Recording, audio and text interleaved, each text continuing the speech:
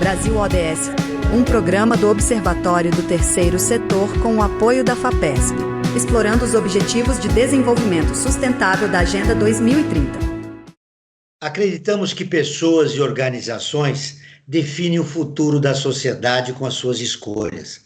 Nosso foco é inspirar mudanças, pensamentos e atitudes para a construção de um mundo melhor. Boa tarde a você que está sintonizado aqui na Rádio Brasil Atual.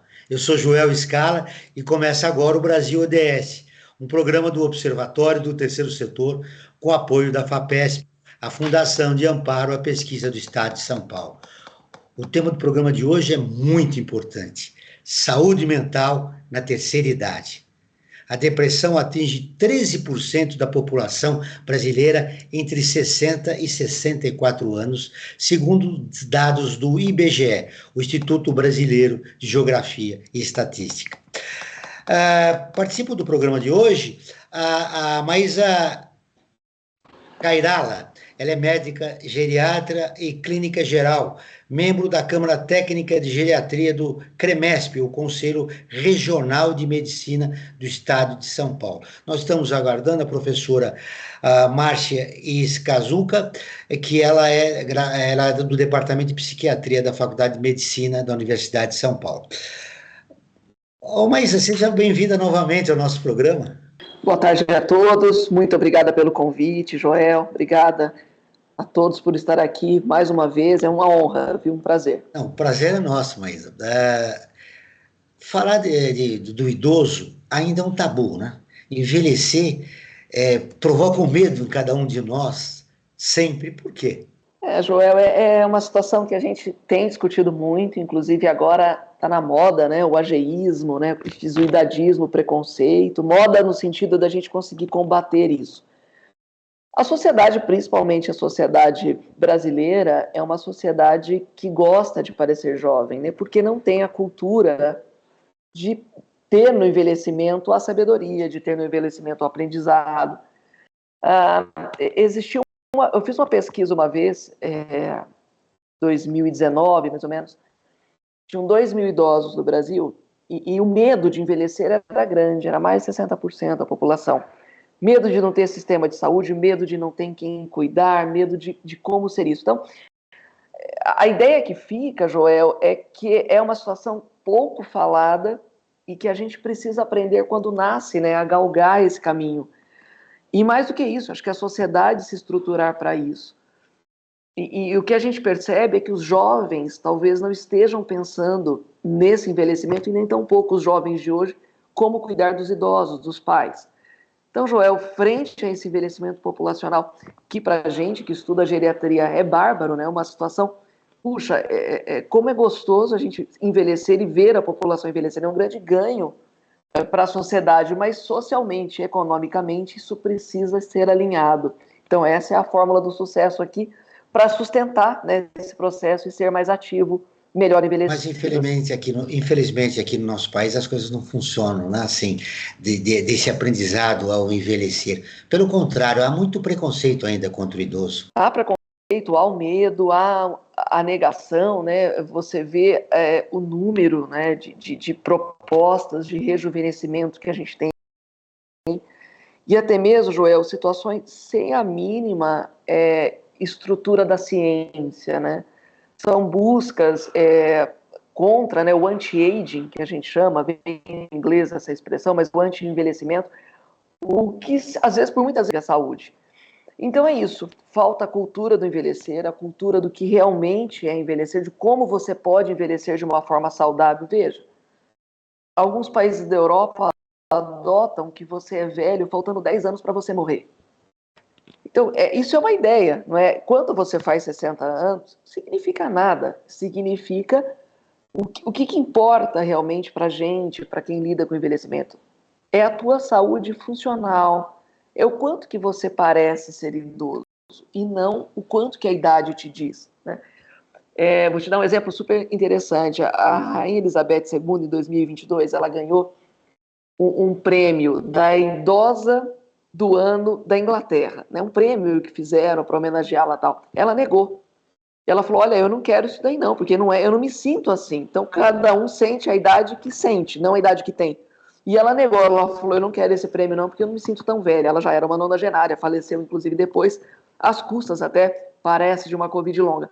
Então, é esse o segredo, né, de como você se prepara para isso e o quanto realmente que você consegue entender. A gente chama isso, viu, Joel, de resiliência.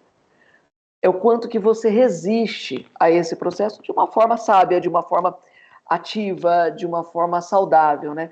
Agora, as pessoas ficam nos aposentos, né? Elas saem da rede, elas perdem, e aí vem a depressão, e aí vem a piora da memória, e aí vem essa sequência catastrófica de um envelhecimento ruim. Esse exemplo que você deu da Rainha Elizabeth, já falecida, me lembrou os dados do mapa da desigualdade aqui no nosso país, que vivemos uma outra realidade, né? O mapa da desigualdade revelou que nos jardins as pessoas vivem até 80 e poucos anos. Se você vai para a periferia, seja a periferia do sul ou do norte da cidade, aí já cai para 50 e poucos, quase 60 anos. É uma diferença muito grande. Então a gente tem que lembrar também que a gente está falando de dois tipos de idosos, né? O idoso, que é a maioria da população brasileira, que vive com poucos recursos, né? E tem que ser atendido pelo SUS, e aquela minoria que tem uma qualidade de vida, que pode ter acesso a, digamos, a saúde, né, ter acesso a uma medicina mais avançada, né, de ponta, para que continue com a sua qualidade de vida, né? Então, Joel, sem dúvida nenhuma, é uma disparidade muito grande, inclusive o estado mais envelhecido do Brasil é o Rio Grande do Sul, que nesse momento enfrenta uma catástrofe, obviamente, que vai refletir na qualidade de vida e na expectativa de vida, né, do idoso. E mesmo assim, Joel, com tanta diferença e com ausência, por muitas vezes, do conhecimento, que a gente fala tanto, da promoção de saúde, que é você fazer a prevenção, e isso a gente faz realmente desde quando a gente nasce, é o ideal. A gente teve um aumento pelo IBGE de 2022 de 58% do número de idosos no país, o que vai continuar aumentando pelos Elas já estão próximos 100 envelhecendo, anos. né? Muito rápido. Então, você imagina o quanto que a gente não envelheceria de uma maneira mais saudável se a gente tivesse realmente um recurso de educação, de conhecimento acerca disso, né? Mas você tem toda a razão. E o que mais nos preocupa são as doenças crônicas que os idosos têm, são mal gerenciadas, e a falta de conhecimento até mesmo para tratar dessa população, que é um ambiente restrito, tanto dos médicos geriatras, quanto da equipe, Joel, que atende esse idoso, né, a equipe especializada em gerontologia, né, que tem uma equipe multiprofissional grande, mas que tem que ser focada para o envelhecimento. Você tocou no assunto fundamental, né, que é a tragédia do Rio Grande do Sul. Despertou a solidariedade do país todo. Como nós devemos abordar para não piorar ainda mais a qualidade de vida do idoso que sofreu perdas, né? As perdas que eles sofreram, seja de pessoas, seja perdas materiais, né?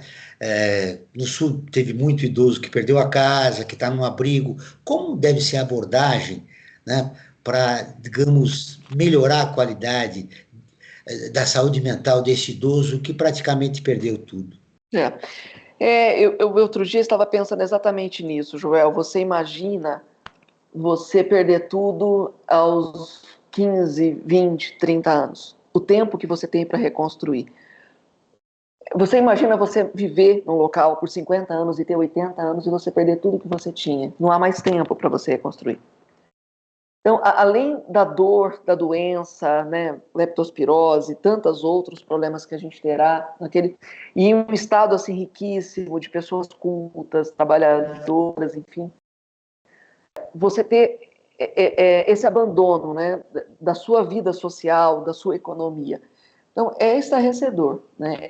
É muito difícil, a gente ouve os idosos falarem, a gente vê os asilos, as situações que a gente vive, mas é um país que mais do que nunca, um estado mais do que nunca hoje precisa, para esses idosos, do apoio psicológico, para que eles reencontrem realmente a forma de viver. Muito nos preocupa, é muito comum quando a gente envelhece, né, como você disse na abertura do programa, a incidência da depressão que é alta entre os idosos, e vou te dizer mais, existem as pesquisas que falam do número aproximadamente de 14%, que aumentou mais de 40% nos últimos anos. Antes da pandemia, o reflexo da pandemia, isso é ainda maior, mas é muito subdiagnosticado. E por que é subdiagnosticado? Porque o jovem deprimido, até o porteiro do prédio sabe que ele está diferente. O idoso, ele não mostra. O idoso, às vezes, ele perde a memória, às vezes ele diminui o peso, às vezes ele não quer sair com você no domingo para almoçar, e ele esconde a tristeza, porque às vezes lhe parece até normal, né? E você olha e fala, puxa, ele tá idoso, tá velho, tá chato. E às vezes não é isso. Então, a gente precisa ter esse olhar. Da doença da depressão, né?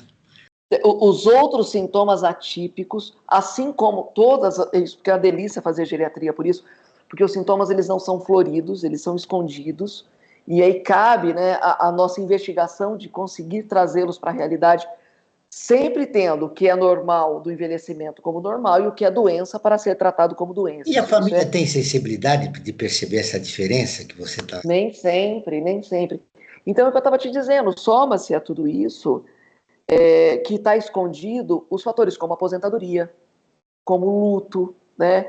Aquele momento, você imagina você ser o arrímio da família durante anos e de repente você é aposentado, as perdas, né, que acontecem durante a vida, vários aspectos, não só do falecimento de pessoas próximas, mas às vezes do contato social do clube que você não tem mais, de poder, que fraturou a perna, de você poder ir almoçar em algum local ou ir a uma praça, enfim, as privações que o envelhecimento lhe impõe.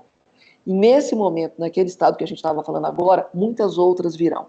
Então é isso, o impacto emocional é muito preocupante. Você falou do apoio psicológico aos idosos vítimas da tragédia do Rio Grande do Sul. Esse luto que eles estão vivendo é diferente do luto nosso, aqui do luto normal? Qual é a diferença entre o luto das pessoas que perderam tudo no Rio Grande do Sul, vítimas de uma tragédia, e esse luto normal que a gente vive com as nossas perdas, né, normais que a gente vive na sociedade? Acho que a diferença talvez é a esperança, né, de poder se reconstruir, e o Brasil está muito motivado em ajudar essas pessoas, né, o governo, enfim. Talvez você tenha uma esperança maior do que o que você coloca com o luto, ou enlutado por uma... Porque você pode sofrer luto por outras perdas várias. Mas, de qualquer maneira, é muito grave e deve ser preocupante, tanto na perspectiva de uma reconstrução ou não, o impacto para esse idoso é muito grande. O Brasil está envelhecendo, como a gente acabamos de constatar, você deu dados importantes. Por que ainda a gente permanece com a ilusão de queremos ser um país jovem, se 58% da população está envelhecendo? Eu acho que é cultural, né? Assim, tem um aspecto interessante, veja, eu sou da década de 70. Eu sou da década de 70, tenho 4 irmãos, eu e mais 3, né, somos em 4. Mamãe tem hoje 85 anos, meu pai é falecido e nós cuidamos dela. Você imagina que a partir da década de 70 houve uma redução drástica do nascimento das pessoas, né? Então a gente tem poucos jovens, eu tenho 2 filhos, mas muitas pessoas têm 1 ou não têm filhos. Então nós somos um país hoje ainda com reflexo desses jovens que nasciam muito. Então essa é a explicação que eu posso lhe dar. A gente envelheceu muito rápido, desprovido de informação, desprovido de uma economia sustentável, desprovido da prevenção em saúde e até das calçadas, até da percepção da pessoa do shopping, quando você entra e você não escuta, você não enxerga, você usa bengala, enfim. A gente tem uma deficiência estrutural para que a gente entenda que hoje o país está envelhecendo a passos largos e já é considerado um país envelhecido. Então eu entendo isso, a gente ainda parou naquela década de lá e que a gente se esqueceu de que a gente ia envelhecer muito, né? As pessoas que nasceram em 1930, que tinham uma expectativa de vida aos 60 anos, hoje já tem 85, como eu dei o exemplo aqui da minha mãe, e a gente então vira aquelas... Muitas pessoas falam, inclusive, de um outro aspecto, que eu, por exemplo, sou aquela geração sanduíche, que cuida dos pais, cuida dos filhos, etc. Então é essa percepção. Eu acho que as pessoas precisam entender que a gente mudou e que isso vai piorar, inclusive, Joel, porque as pessoas não nasceram. Então, à medida em que a gente envelhece mais, daqui 20 anos a gente terá mais jovens. Você vai numa praça, não tem mais tanto carrinho de bebê, enfim, é essa a nossa situação. Mas aí, respondendo a tua pergunta objetivamente, eu acho que é cultural, ainda pela falta de informação. Agora vamos ouvir a Rádio ONU, parceira de conteúdo do Observatório do Terceiro Setor, com a reportagem. Gaza, quase 1 milhão de pessoas deixaram a cidade em busca de segurança inexistente. Ana Paula Loureiro, de Nova York, tem as informações. Notícias do mundo com a ONU News. A Organização Mundial da Saúde estima que quase 1 milhão de pessoas tenham deixado a província de Rafah em busca de uma segurança que não existe em nenhum lugar de Gaza. Nesta terça-feira, a agência descreveu uma situação terrível, incluindo a piora da situação da água e saneamento e efeitos do clima quente de verão. Há receios de alta de doenças transmissíveis, incluindo diarreia, erupções cutâneas, hepatite A e a possível expansão dos níveis de desnutrição. A OMS destaca que o deslocamento da população palestina afeta a prestação de cuidados de saúde devido à movimentação do pessoal que atua na área. Muitos profissionais de saúde ou voluntários estão com medo e cansados. A ONU e seus parceiros expressaram profunda preocupação com detenções desumanas de supostos combatentes palestinos realizadas pelas autoridades israelenses em Gaza, numa área marcada por bombardeios durante a noite de segunda-feira. Alegações de maus tratos incluem casos de amputação devido ao uso prolongado de algemas. A OMS destaca ainda que apoia a assistência às vítimas após o ataque de domingo a um acampamento de deslocados que matou 35 pessoas. Entre elas estavam mulheres e crianças. Da ONU News em Nova York, Ana Paula Loureiro. Essa matéria traz o horror da guerra, né? No Oriente Médio. Maísa, lá os idosos estão sofrendo também com perdas, né? Aliás, sempre as principais vítimas são as mulheres, as crianças e os idosos, né? Numa guerra. Sim, os mais frágeis, né? Sempre os mais frágeis. Seja pela força física, seja pelo estado psicológico, sempre os mais frágeis. Muito bem, me parece que já estamos em contato com a Márcia Skazuka, é isso mesmo? Skazuka? É professora na pós-graduação do Departamento de Psiquiatria da Faculdade de Medicina da Universidade de São Paulo. E ela é pesquisadora científica no Hospital das Clínicas. Ela é autora de um estudo muito importante, que mostrou como o WhatsApp pode ser utilizado como ferramenta contra a solidão e depressão de idosos. Professora, antes de falarmos do teu estudo e conversarmos aqui no nosso programa, começarmos a nossa entrevista, como é que o senhor vê a situação do idoso no país? Difícil, né? É uma situação, eu acho que é uma situação complexa, porque, na verdade, o sistema de saúde não está preparado para o mar de idosos que vem vindo aí, né? É um número que está crescendo muito rapidamente, então o sistema de saúde não está preparado. Eu acho que as questões das aposentadorias atuais, elas precarizam a situação quando você para de trabalhar, né? Porque os valores parece que diminuem muito mais do que antes. Os idosos no país, eles são muito a pessoa responsável pelo domicílio, muitas vezes, porque, por incrível que pareça, mesmo eles tendo uma renda pequena, eles têm renda, né? Então, aquele tipo de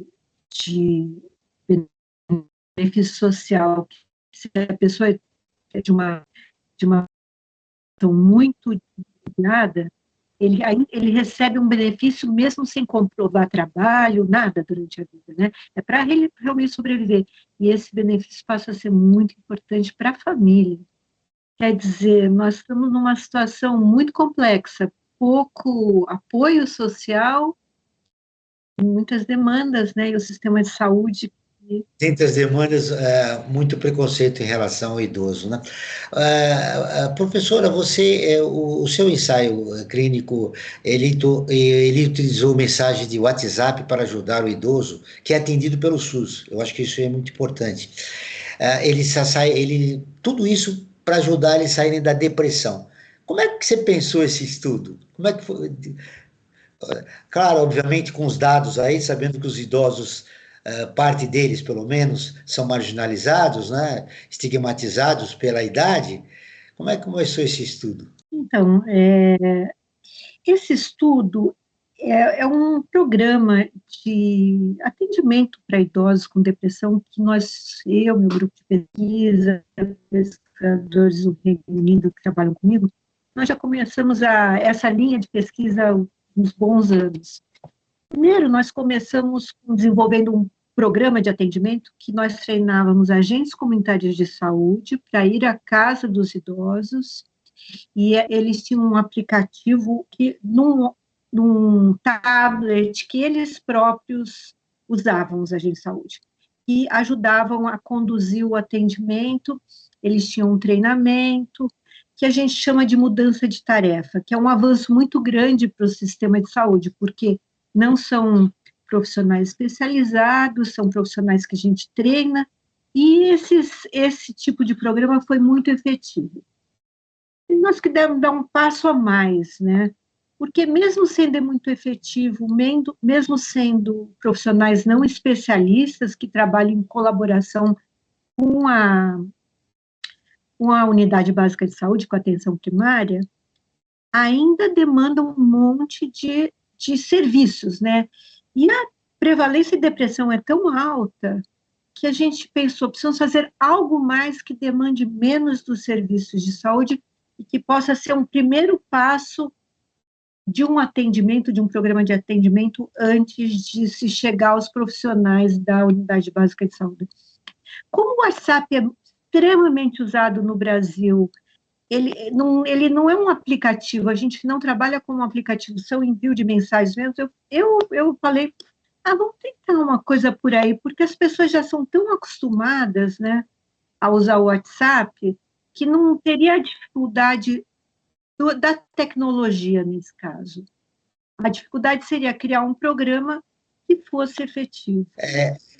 Muito interessante esse seu estudo. Maísa, usar a tecnologia, né, para tentar superar, né, um problema do idoso no Brasil, né, para que ele não tenha depressão, me parece uma iniciativa muito importante, né? Não, achei bárbaro, doutora Márcia, quando eu li aqui, achei uma iniciativa bárbara. A gente tem dificuldades, né, porque nem todos os idosos têm acesso. Os mais velhos, que me parece que têm uma prevalência maior até de depressão, a senhora talvez tenha essa impressão também, que são os distúrbios mais difíceis até da gente diagnosticar, tem mais dificuldade em realizar esse contato. Mas eu estava me lembrando aqui de um estudo interessante durante a Covid, em que teve uma central de atendimento ativo que ligavam para esse idoso que estava em casa, recluso, para falar com ele. E assim foi bárbaro, porque as pessoas melhoraram de todos os sintomas porque alguém ligou para essa pessoa. Então, assim, ela estava isolada e esse contato fez muito bem, inclusive, para o abalo, né, psicológico que a situação toda impunha. Mas eu achei fantástico. E o próprio exercício dessa pessoa aprender e se habituar a usar uma ferramenta tecnológica é muito melhor para ela. Nós já conversamos sobre isso, mas eu queria, da professora Márcia, a gente sabe que a depressão está crescendo entre os mais jovens, né? Mas os idosos representam ainda um grupo muito significativo, né? Em relação à depressão. Por quê? Aí eu conversei antes, mas eu queria saber de você que motivou, né? Já falou que te motivou esse estudo, mas por que os idosos acabam sendo o maior grupo, né, atingidos pela depressão? Na verdade, a depressão ela é bastante estável em várias fases de idade dos adultos. Os estudos não mostram variações pequenas de prevalência de ansiedade. de depressão. A depressão, eu acho que cada idade tem problemas específicos. Quando você está começando a vida, porque você tem tantas demandas, você ganha pouco, você está começando uma família, várias coisas. Aí, quando você está em outra fase da vida, são outras demandas, e quando se chega nessa fase, a partir dos 60 anos ou mais, né, você tem aposentadoria, você tem uma maior frequência de outras doenças crônicas, que também andam junto com a depressão. Então, eu acho que cada fase da vida tem problemas específicos que estão associados à depressão.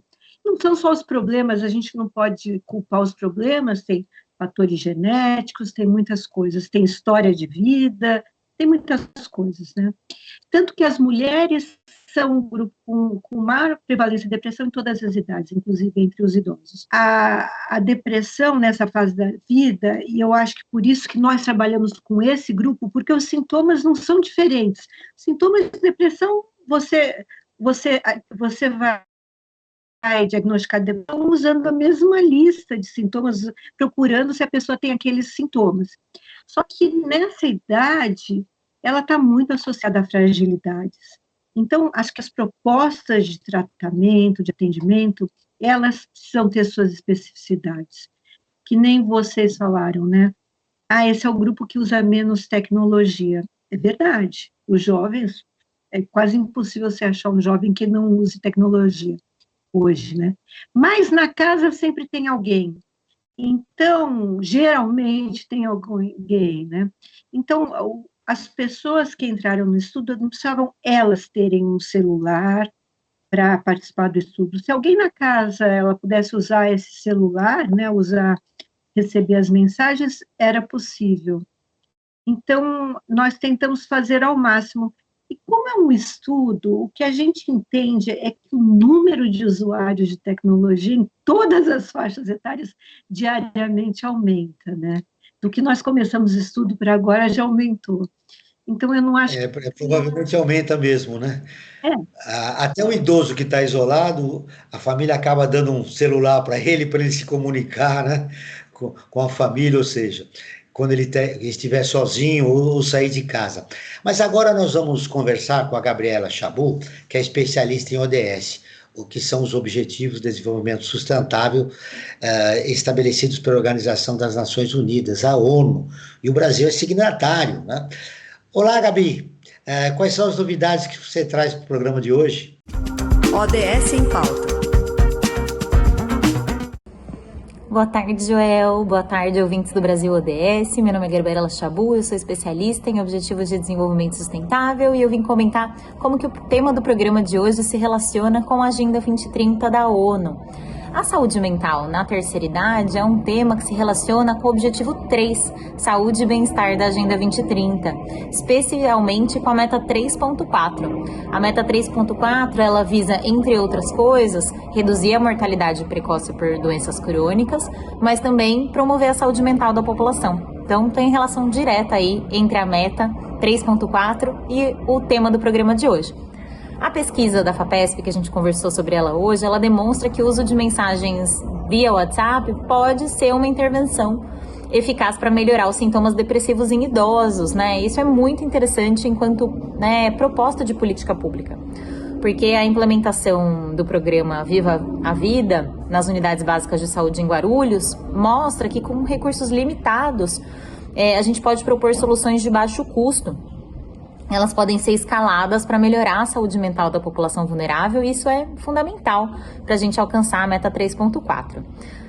Além disso, a gente tem que falar que o censo de 2022 mostrou que 15% da população brasileira tem mais de 60 anos.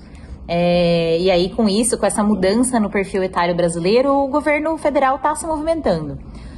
No ano passado, o governo lançou o programa Envelhecer nos Territórios, justamente para qualificar e equipar órgãos estaduais, distritais e municipais para tornar as políticas de direitos humanos voltadas para pessoas idosas mais efetivas. Ainda tem muita coisa a ser feita, né? Principalmente porque o IBGE previu que em 2030, ou seja, daqui a pouco, o Brasil vai ter mais idosos do que crianças. Além disso, só para fechar a minha contribuição, eu queria contar para vocês, trazer mais uma informação sobre a saúde mental nos idosos para inspirar os nossos ouvintes. O psicólogo Francisco Carlos Gomes explica que os animais de estimação têm um papel importante na vida dos idosos. Eles são estimuladores de bem-estar emocional e físico e que a presença de um pet pode reduzir os níveis de ansiedade e depressão na terceira idade, além de proporcionar aí uma rotina estruturada, momentos de alegria e relaxamento. Então, se você ouvinte está em dúvida sobre adotar ou não um pet, saiba que é uma excelente ideia. Um abraço e até a semana que vem. Obrigado, Gabi. Você volta na semana que vem com mais informações. Essa foi a Gabriela Chabu, nossa colunista e especialista em ODS. Interessante, Maísa, nós estávamos conversando sobre a tragédia no Sul, e eu perguntava se o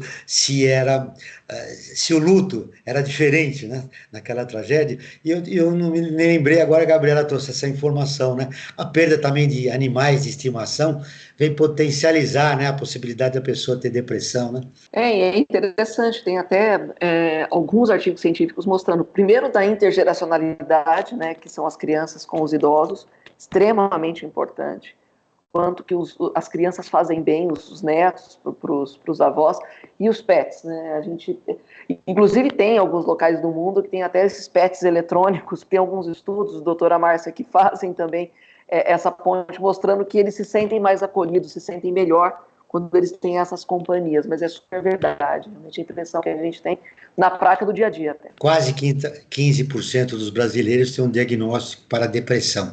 O percentual sobe para 18% ao analisar apenas as pessoas do sexo feminino. Dados são da pesquisa Vigitel, o sistema de vigilância de fatores de risco e proteção para doenças crônicas, por inquérito telefônico. Foi conduzida pelo Ministério da Saúde em 2023. Professora Márcia, você me falava das mulheres, né, que são as mais atingidas. Eu quero saber por que existe esse recorte de gênero nos casos de depressão. Eu acho que tem a ver com a história das mulheres, né, que sempre foram cuidadoras, ficar em casa, a questão da violência contra a mulher, questões genéticas, hormonais. Eu acho que a tendência é igualar um pouco a prevalência da depressão entre os homens e as mulheres, conforme os papéis vão também se igualando, né? Hoje o que a gente tem são mulheres que trabalham, voltam para casa e continuam trabalhando. Isso ainda não é verdade para todos os homens. As mulheres vivem mais que os homens, apesar de todos esses problemas que envolvem a existência da mulher na sociedade brasileira? Ainda é verdade isso, mas eu acho que também isso tende a não ficar tão verdade daqui a muitos e muitos anos, porque as mulheres passaram a fumar, passaram a ter estilos de vida pouco saudáveis também, não todas, mas muitas, né? O que era um privilégio dos homens antes, né? Só beber, fumar, comer comidas muito gordurosas na rua. Hoje as mulheres passaram a fazer isso. Então eu acho que a busca de igualdade de gênero acabou trazendo uma outra realidade. Olha, Márcia, aliás, a Maísa, a gente já começou a falar disso, mas era importante a gente destacar os principais sintomas da depressão e como identificá-los. Você começou a falar isso no bloco anterior, mas eu gostaria de a gente retomar, porque é muito importante para quem está nos ouvindo. Se eu puder tomar a liberdade de falar, doutora Márcia, da sua impressão anterior das mulheres, o que a gente vê aqui no dia a dia primeiro que as mulheres procuram, né, muito médico, e as mulheres são sensíveis e elas se permitem, às vezes, falar, né? A impressão que eu tenho, às vezes, é que os homens realmente eles são mais refratários, inclusive pelo machismo, né, que impera aqui no nosso país ainda. Inclusive, eles não podem, muito menos, estar com depressão, que seria um estado assim, de total fragilidade. Então, obviamente, que isso é mascarado, né? É muito mais difícil eu conseguir convencer um idoso de que ele tem um distúrbio de humor do que uma idosa, né? Então, eu entendo que isso seja interferido, sim, nas pesquisas e no próprio diagnóstico, negam, né? E, claro, a gente vê hoje a masculinização do envelhecimento no sentido das mulheres parecerem homens nas suas propriedades hoje, enfim, intelectuais, físicas, etc. Isso deve mudar, claro. Para a gente falar de diagnóstico de depressão, acho que a doutora Márcia poderia até complementar muito melhor, mas o que a gente percebe muito no diagnóstico aqui é a falta de prazer, sem dúvida nenhuma. A gente percebe esses idosos diminuindo muito das suas atividades de vida diária. O que ele fazia com mais vontade, ele deixa de ter a volição, ele deixa de ter o prazer, isso é muito comum. E às vezes a gente pensa que está cansado, assim, aquele cansaço físico, que na verdade não é físico, é mesmo psicológico. O distúrbio do sono, para a gente, é muito importante. Deve ser sempre levado em conta, se não há um distúrbio de humor em conjunto, o distúrbio de apetite, para mais ou para menos. Geralmente, para o idoso, principalmente o mais frágil, ele come menos. É muito interessante, inclusive a própria vontade de fazer, de fazer a própria comida, de estabelecer algum contato, de querer ter uma situação diferente, sair para um restaurante, etc. Então, são essas interfaces importantes que a gente percebe aqui, fora irritabilidade, que muitas vezes é mais difícil de diagnosticar.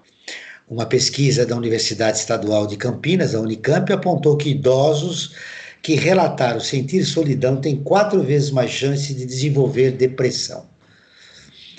No bloco anterior, professora Márcia, a Maísa me falava que teve um programa do governo durante a pandemia que se ligava para combater a solidão, né? E houveram alguns resultados disso, né? Eu mesmo, nós somos informados aqui no Observatório a respeito desse programa. Agora, é importante saber como a solidão impacta no caso de depressão. Como é que ela impacta? A solidão, em alguns momentos a gente quer estar só na vida, né? Mas esse tipo de solidão me parece mais nociva para o idoso que se sente abandonado, né? Exatamente. O que a doutora Maísa estava falando sobre os sintomas da depressão, mais a solidão, que não é especificamente um sintoma da depressão, mas a solidão, acho que ela está muito ligada ao humor deprimido, né, a tristeza, essa sensação de abandono. Enfim, eu queria ligar isso um pouco com o programa Viva a Vida, que eu achei muito interessante o que a doutora Maísa falou. A primeira parte do programa Viva a Vida, os idosos, né, os participantes, recebem mensagens justamente sobre o que é a depressão, quais são os problemas. A gente chama de problemas, a gente nem chama de sintomas, porque não dormir é um problema. Não é só um sintoma, é muito mais que um sintoma, é um problema. Se você começa a não dormir, é um problema muito grave para a sua vida, né? Ter falta de vontade de fazer as coisas é um problema, porque a sua vida precisa andar. Então, são vários problemas associados à depressão. Então, no início do programa, a gente conversa sobre isso, a gente faz o que se chama psicoeducação, para eles entenderem melhor que esses são sintomas, problemas ligados à depressão, que é o que a Maísa falou, né? As pessoas falam, não, eu não tenho isso. Elas têm, elas sentem, mas elas não sabem que isso é um conjunto de sintomas ou problemas que é o que a gente chama de depressão, e que tem tratamento, isso que é o mais importante, que tem formas de melhorar. E a solidão é um outro problema associado à depressão, né? Voltando à sua pergunta da solidão, eu gostaria de falar, né, que nós também identificamos isso. Antes da pessoa entrar no programa, precisava passar por uma entrevista, para a gente poder avaliar se a pessoa estava com depressão e ser convidada para participar do programa. Apenas esse contato, que não era o programa Viva a Vida, eles já ficaram muito felizes. Alguém está dando atenção à minha pessoa. Depois, durante o programa Viva a Vida, eles receberam 46 mensagens, sendo a maior parte das mensagens de voz e algumas mensagens que eram imagem. 4 vezes por semana, geralmente era uma mensagem de manhã, uma mensagem à tarde. Ao final do programa, nós conversamos com 28 pessoas que participaram do programa. E elas relataram para a gente que receber mensagem foi como receber um carinho, foi como alguém está me dando atenção, alguém está Sentimento de conversando comigo. pertencimento, né? E alguém me Exatamente. lembra de mim, né? Alguém lembra de mim, alguém entende os meus problemas. Isso porque o programa, como é um programa que tem a intenção de abarcar uma população muito grande, as pessoas recebiam as mensagens. Então, é muito interessante como a solidão, como talvez coisas muito simples melhorem essa condição das pessoas se sentirem solitárias, né? Que é um fator de risco muito importante para a depressão e que é cada vez mais estudado, né? Hoje em dia, não se fala que solidão e depressão são a mesma coisa. E ela pode ser uma escolha, né? Eu quero ficar só por algum motivo. Aí eu queria ouvir a Maísa a respeito. Em famílias grandes, o idoso está lá, mas não tem estar nessa família, né? E se sente marginalizado. Qual é o papel da família no combate à depressão? O papel da família é fundamental, Joel. Assim, o amparo, o cuidado, né, o zelo é fundamental. Família grande ou família pequena, quer dizer, às vezes você não tem, né, tem a pessoa que não tem filhos, tem, enfim, inúmeras conjunções e arranjos aí familiares que o suporte social não existe. E entendo que é muito difícil de tratar sem esse apoio familiar, sem esse resguardo de contato, que é justamente o que o Viva a Vida está fazendo. Ele está fazendo, talvez, né, Márcia, um passo de alguém que poderia fazer se estivesse ao lado dessa pessoa, né, que é justamente o contato, que essa pessoa se sente amparada. Mas, como eu te disse, é muito mais fácil as pessoas entenderem que isso não é um diagnóstico e que é um traço da personalidade, que essa pessoa está ficando chata, está ficando velha, do que entender que isso sim pode ser uma doença e que é tratável. Agora nós vamos divulgar o resultado da nossa enquete no Instagram, onde os nossos seguidores e ouvintes do programa eles podem fazer perguntas aos entrevistados a respeito do tema do programa de hoje. Foi feita uma pergunta básica, até pelo depoimento que você está dando, viu, Maísa? A pergunta foi: você sabia que a depressão é uma doença? A resposta foi 93% disseram que sim, 7% disseram que não. Muito bem. E aí, esse resultado te surpreendeu de alguma forma, professora Márcia? Eu acho que tem se falado tanto de depressão nos meios de imprensa, na televisão, no rádio, que cada vez mais as pessoas sabem que é uma doença. Espero que elas saibam que possa ser tratado e que a grande maioria das pessoas melhora muito, né? Mas eu tenho dúvida se quando a pessoa tem depressão, ela chama aquilo de depressão, porque ainda existe um estigma enorme. Entre os idosos, a situação eu acho que ainda é pior, porque existe o estigma da depressão, o estigma de ser idoso. Então, uma pessoa mais velha, num cantinho quieta, tanto dentro de um hospital como na casa dela, com outras pessoas, tudo bem, é porque ela está velhinha, mas talvez não seja, talvez seja porque esteja deprimida, né? Então Esse isolamento significa uma depressão, né? Mesmo as pessoas sabendo que depressão é uma doença, mesmo se vocês se perguntarem, se vocês estiverem para baixo, não sei o que lá, será que vocês vão falar, talvez eu esteja deprimido, ou talvez, é porque bati o carro, você entendeu? As pessoas atribuem geralmente a depressão a causas externas. Tudo bem, podem ter causas externas que colaboram, ou doenças, mas não é todo mundo que tem esses eventos. Existem sintomas específicos que dá para identificar a depressão da pessoa, né? Então, esse é um problema dos profissionais de saúde não especializados. Eles tendem a falar, é porque aquela moça brigou com o namorado, há 6 meses ela está trancada em casa.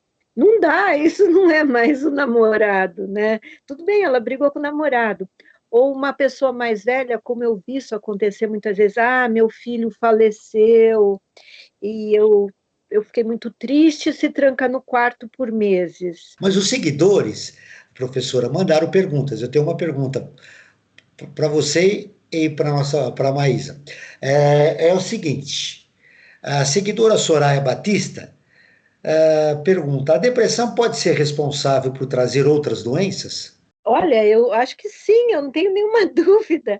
Sim, não há nenhuma dúvida, viu, Soraya, que ela pode trazer outras doenças. A depressão, você fica quietinho num canto, e se você já tem uma certa idade, você pode ter problemas, você pode engordar, problemas de mobilidade, problemas cardíacos, você passa a comer, que nem a Maisa falou, comidas de baixa qualidade, porque você não tem vontade de cozinhar, só pão com leite, você pode passar a ter diabetes.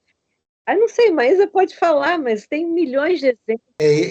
Mas fica à vontade também para responder. Mas eu tenho uma dela, da Sandra Mendes. Obrigado, Sandra, pela pergunta. A Sandra pergunta: qual é o melhor tratamento contra a depressão? Não, assim, sem dúvida, né? Um idoso deprimido, ele, por exemplo, aumenta o risco de quedas. Ele piora o distúrbio do sono, ele usa mais psicotrópico, aumenta quedas, piora a memória, enfim, o idoso ele sempre é visto, né, de uma maneira holística, a gente não consegue separar, e sempre uma cascata de uma situação levando a outra. Agora, sobre essa pesquisa, para mim ela não diz nada, que é como você perguntar, você conhece sobre a gripe? Todo mundo conhece, mas ninguém se vacina. Então, assim, são perguntas muito vagas, na verdade, quando você tenta entender se essa pessoa sente, a resposta pode ser diferente. O melhor tratamento seria, talvez, se a gente pudesse, de uma maneira não medicamentosa, né? Não sei se a doutora Márcia concorda comigo, e funciona muito bem por muitas vezes, mas a gente precisa estar atento, realmente, às vezes em que o suporte social, ou o apoio psicológico, ou outras maneiras de tratá-lo, às vezes o recurso de levá-lo para alguém cuidar, de tirá-lo daquele ambiente. Os idosos são vítimas de maus tratos, né? E quanto mais deprimido, mais maus tratos. Então, são todas as situações sociais em que melhoram o contingente dos sintomas e do tratamento da depressão. Mas, sem dúvida nenhuma, para o idoso, a medicação se faz necessária num grande número de casos. Num grande número de casos. Mas também me ocorreu você falando o seguinte: o idoso está num contexto familiar, e aí a família vai fazer uma viagem. Não leva ela porque ela tem mais de 60 anos, pode se machucar, pode acontecer isso. Não leva ela no parque porque caminhar pode ser ruim, porque está frio, porque está chovendo, porque está isso. Eu acho que esse processo, a própria família acaba marginalizando o idoso e provocando nele um sentido de isolamento, né, dentro da própria família. É uma loucura isso, né? Não, e é uma loucura não só para a família, e às vezes você contrata um cuidador e que faz exatamente a mesma coisa. Cuidar do envelhecimento, e o envelhecimento não é uma situação fácil, então você precisa de um administrador ali para poder, e pautado, obviamente, numa resposta, no respaldo médico, né? Para que você deixe esse idoso ativo. Bom, deixa eu fechar aqui a nossa enquete. Se você quiser participar com sua pergunta, basta ficar atento à caixinha de perguntas do Instagram.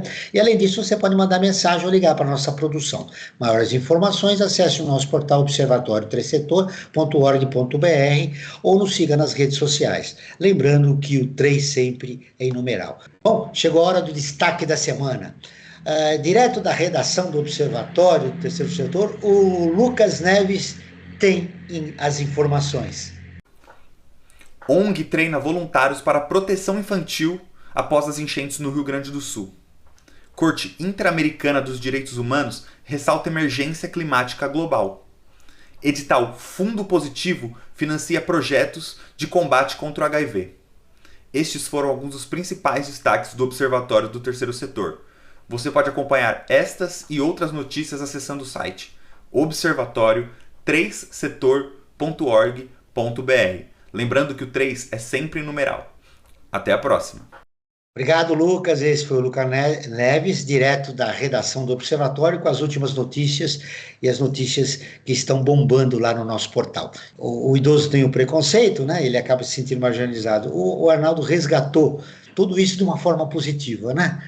Se o meu cabelo tá caindo, eu vou viver um outro jeito de pentear meu cabelo, usar um chapéu, enfim. Eu acho que essa prática, essas novas práticas podem nos ajudar, né, nesse processo de envelhecimento, professora Márcia.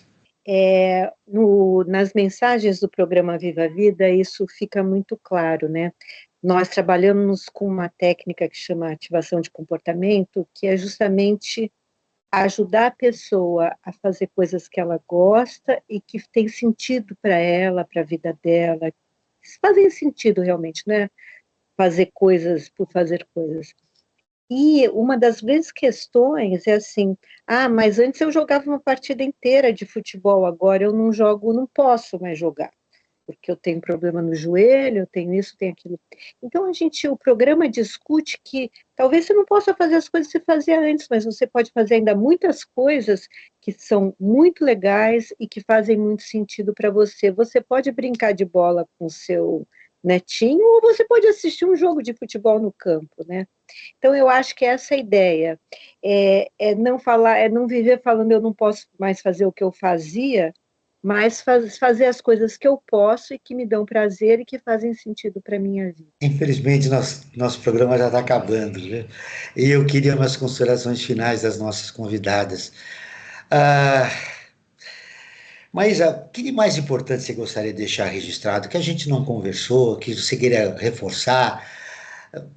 Talvez a gente pudesse explorar um pouco mais as políticas públicas, que são importantes, né, já que o país está envelhecendo. Enfim, você fique à vontade para as suas conclusões finais daquilo que você acha de mais relevante deixar no final do nosso programa.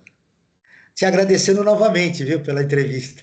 Eu que agradeço, Joel, Márcia, obrigada por estar aqui com vocês.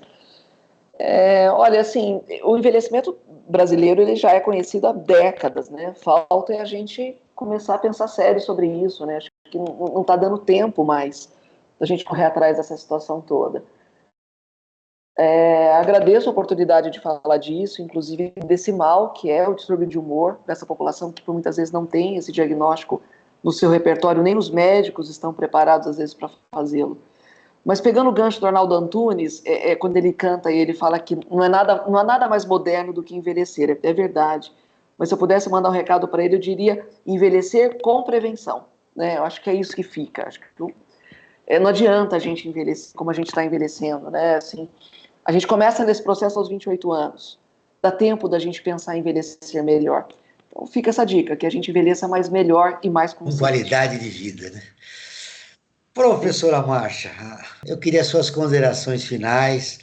O que é o mais importante você gostaria de deixar registrado para os nossos ouvintes? O que eu gostaria de deixar registrado é que a grande maioria dos idosos brasileiros ele é atendido exclusivamente pelo Sistema Único de Saúde e que, principalmente na atenção primária, o tratamento da depressão é preconizado pela Organização Mundial de Saúde, também no Brasil, que ele seja feito primeiramente na atenção primária, por profissionais generalistas, e que já existem vários programas de atendimento custo-efetivos que precisam ser implementados nesse país.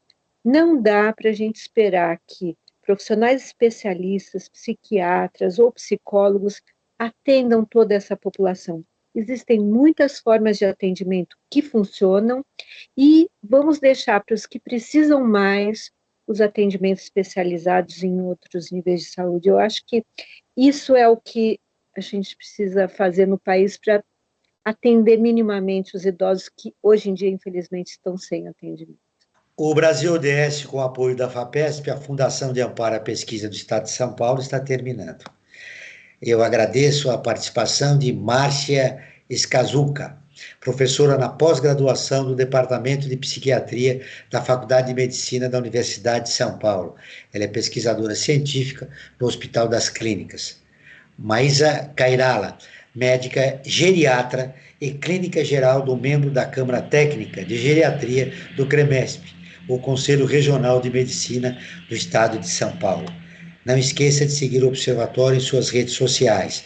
Basta procurar o Observatório Três-Setor no Instagram e no Facebook. O site é observatoriotrêssetor.org.br. Lembrando que o 3 sempre é em numeral. Esse programa foi produzido pela equipe do Observatório do Terceiro Setor. Na próxima terça-feira, às 16 horas, ouça o nosso programa Perspectiva, sempre com assuntos importantes da atualidade e do terceiro setor.